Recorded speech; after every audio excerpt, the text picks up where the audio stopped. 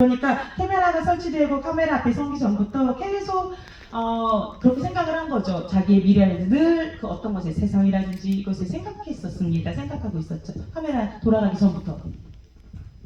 今回の演技の方針でみんなと共有してたのが想像上の状況の中でいかに正直に生きられるかっていうのが、一番大事にしてたことだったので、もちろんこういうシーンの中でこのシーンの中ではストーリー上だとこうは怒鳴るとか怒ってほしいっていうようなことは僕の中ではあるんだけれども、でもそういう怒鳴ってほしいとかだけ言っても別に自然とそれがユキトとして出てこなかったらそれは説得力がない演技になってた可能性が高いから、だったら、ユキトとすごいお互い話し合って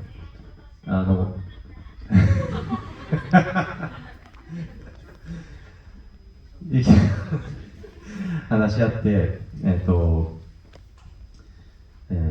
もしユキトが、こういう状況にいたらどう反応するで、これだったらもっと怒るどこまでいったらこれぐらい爆発的に怒ると思うみたいなことを2人でこう作り上げていって、それでそれを持っていったっていうような感じの話をすごくしたい。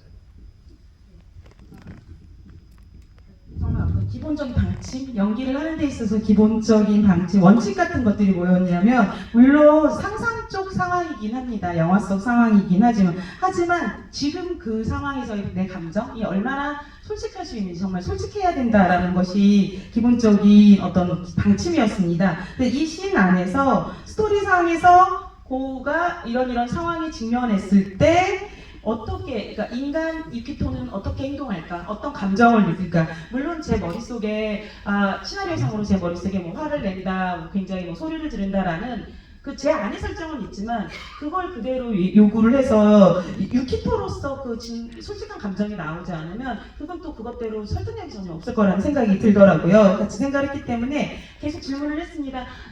이런 상황에서 유키토 너라면 어떤 느낌일 것 같아? 어떻게 할 것 같아? 라고 하면서 얼마만큼 돼야지 화라는 게 화가 날까? 이러면서 같이 서로 얘기를 계속 같이 나누면서 장면들을 만들어 갔습니다. 네, 다음 질문 또 받아볼까요?